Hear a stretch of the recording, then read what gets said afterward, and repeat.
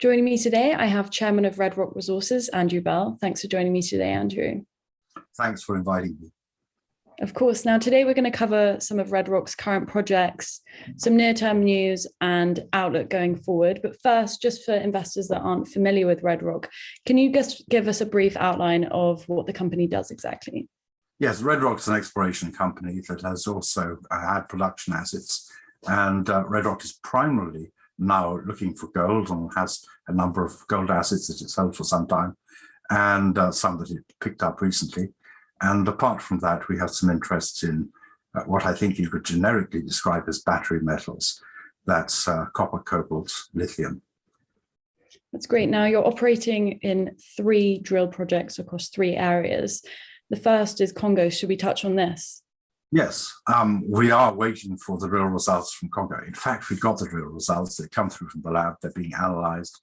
They're being peer group reviewed. We would have had them out in the last day or two, but we have just a limited number of very highly qualified people working for us in Congo, and they've been occupied the last day or two with administration matters connected with our litigation and making sure that we get paid on that. So that's taken, for example, yesterday out of the office the whole day. But it's coming imminently. That's great. Now, in Kenya as well, you recently reported your first batch of results from an exploration program. When are the final results expected, and what do you hope that they'll show? Yeah, to go back just a second, I mean, I should have said that the drilling in Congo is for copper cobalt, and we're looking forward very much to announcing that in the next few days. Perhaps even this week, I don't know. The drilling in Kenya is for gold, and that's a project where we already had a JORC resource, and that's plus or minus 1 million ounces. On JORC 2002, we had it stated at 1.1, 1.2. We've raised the cutoff a bit and changed some of the parameters and been very cautious under JORC 2012, and we're declaring it at about 720,000 ounces. But this drill program is filling in some of the gaps within the resource area and also looking at possible extensions. So it's only a small program of 2,000 or 3,000 meters, and that will extend in a rolling program as we start to build out that resource. And we expect the results from that in the next week or two. Okay. And will this help prepare for a new exploration phase in Kenya? Yes, I think each phase will lead to the next. We're already starting the environmental impact assessment for the next areas we want to drill. We are also doing ground geophysics because we have in-house capability for ground mag and IP-induced polarization. And so we've been doing that in different parts of the license, building up the geological picture. And again, that will generate new drill targets. The fact is that Kenya is potentially a very large project. It's like a sausage machine, so the more sausage meat you put in, the more sausages you get out. So we should really be upping the scale of our drilling and doing a lot more because we want to raise that 700,000 ounces to the millions of ounces. Last month, Red Rock acquired 2 licenses in Burkina Faso. Can you talk about the significance of these licenses and also the region itself, what's happening here? Yes, first of all, we've known the area for quite a long time, West African greenstones. Secondly, we've made the assessment that it's underexplored and undervalued, and that the tenor of gold discoveries there tends to be a little bit higher than elsewhere.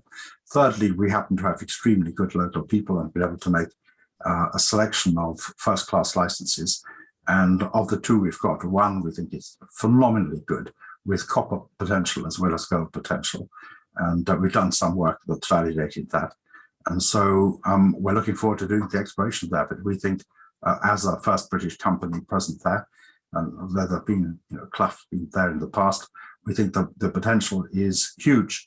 And we'll be telling the market a lot more about that as we go along.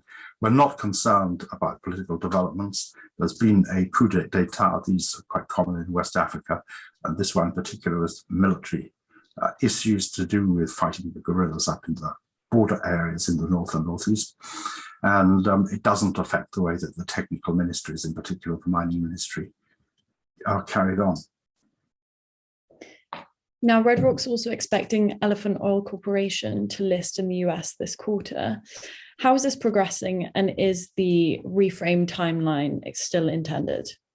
Yes, Elphaba Oil it's another West African asset there because it's onshore Benin, right next to Nigeria, and to the east of Togo, and then Ghana, and then Ivory Coast.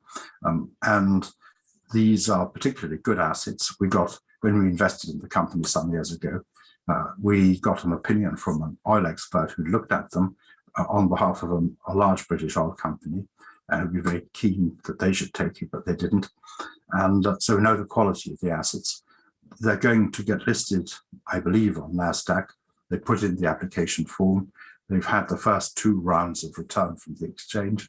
So although a little delayed from the expected listing date last year, within the next month or so, we'd expect that to be listed. And the valuation, well, I'm not going to give numbers because it's quite a broad range I've been given, but even at the lowest part of the range, it would represent a multiple of the money we put in. And how is your Australian joint venture progressing today, and when do you expect this to list? Yes, and the Australian joint venture, by the way, that's the 3rd place that we've been drilling. So we finished the programs in Congo and in Kenya. The Australian project drilling is in process. We had 3 targets. It's diamond drilling there, not RC. It's for gold again. And the first of the targets has been drilled. There's a long wait at the laboratories that we've sent off for, I think, 4 out of the 5 holes there, all the samples to the lab.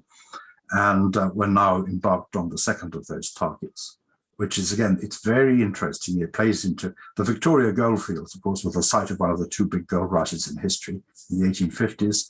They've been pretty much neglected in the 21st century, but with the geophysics now available, with the experience of amateur explorationists, everyone has realized how much potential there still is there. So this gold field, that on which Australia was built, the latest interpretations or thinking is that some of the mineralization there is granite related, and where we're drilling at the moment, the second of our 3 targets, relates to that. We know that there's gold there because, of course, we're drilling where there's old mines or old discoveries, and it's very interesting. I think that our planned listing in London for that, obviously we're going to pick our moment to come to the market because we wanted to put in the gold price is strong. We only get 1 chance to come at the right time, and if you come at the right time, you get much more attention, and you can, start with a boom. So I'd ask shareholders to be patient because we are going to be ready when the time comes. Now, the company's interests lie in cobalt and copper, but also in lithium too. What informs this interest, and what's the market saying in relation to these 2 assets? Yeah, so we've got gold in West Africa, we've got gold in Kenya, we've got gold in Victoria in Australia. We have copper cobalt in Congo. And now we're looking at lithium in Zimbabwe, and we've applied for some areas there. We've picked some areas, and when all the paperwork on that is finished, we'll make an appropriate announcement. But lithium is the one thing you can't find your way around at the moment with electric batteries. And the supply-demand situation is extremely favorable. Historically, Zimbabwe has been Africa's biggest producer, and I don't think people are aware of that. And not everyone is willing to take the risk of going into Zimbabwe, but just as we can operate successfully in Congo and others can't, we can win legal cases in, say, Kenya when others can't. We can operate in Burkina Faso and Ivory Coast when others don't. We are willing to go into Zimbabwe and understand the risks and opportunities and believe we can operate there successfully. So that's going to be another leg to what we do. Now let's talk about your royalty interest in Mount Ida. If this comes into production, what is the royalty worth to the company? And this is an asset that we've had, Mount Ida, since about 2005. So when I say, we hold our assets long term because we choose them very carefully. And we like to choose assets that have scale or potential scale. We're not interested in playing the game of just promoting, seeing the stock go up. We're not interested in never bringing things into production. We're operating like a serious company, though we're a small one. At Mount Ida, yes, we spun off the Mount Ida assets and the other iron ore assets from Jupiter, of which I was a director, into Juno. And with the iron ore price a bit better now, and if you look at Juno's latest quarterly, you can see that they're speaking extremely positively about renewing the work on Mount Ida, where $40 million was spent on feasibility some 10 years ago. And if it was brought into production, it's a over 2 billion ton project. And suppose it was brought into production with a little 20 or 30 year mine life, that would obviously be an awful lot every year. So just scale that down. Assume it was only, say, 10 million tons a year or less. If the iron ore price was not where it is now, but just $100, at $100 times 10 million tons, you can see how much money that is. And if we have, say, 0.75% royalty on that, gross royalty, you can work out how much that is. And so hypothetically, if it comes into production, the annual royalty could well be somewhat higher than our market value. But how long it takes to bring into production, whether it happens, the next few quarters are going to show interesting progress on that. But having that spun out into a different company, which is here to specialize in iron ore, that was very important and something we pressed for a lot in Jupiter. So we were very happy to see it happen. It's great. Now, just looking at the bigger picture, has the company ever brought a project to fulfillment? Yes, we got involved in Colombia in a gold mine called the El Limon, which was quite rich, in Antioquia, and it had been a previous producer. We brought it back into production and operated it reasonably successfully for a while. We had then the prospect of doing more development work, going to greater depths. We realized you need to put in, for safety reasons, in what's after all an earthquake zone, and another shaft, and that would cost quite a bit of money. The market had gone right down, and we thought it was better for narrow vein deep mining in the Andes. It was better for a specialist to be doing that. So we knew some specialists who'd actually previously owned that asset.